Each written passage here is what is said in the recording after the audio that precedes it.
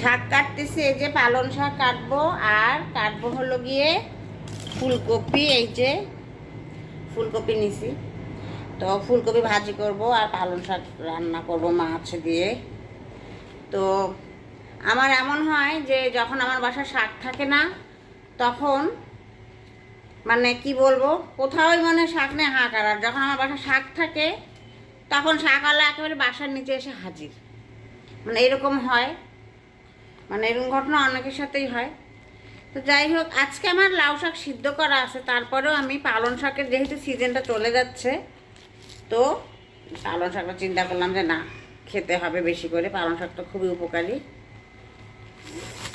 তো এই যে পালং শাকটা একটু বেছে নিব এখনই। ছাদে মানে ছাদেই ছিলাম, একটু দেখি যে এত রোদ, মানে কল্পনা করা যাচ্ছে না, মনে হচ্ছে চোখ মুখ সব মানে মুখ পুড়ে যাবে।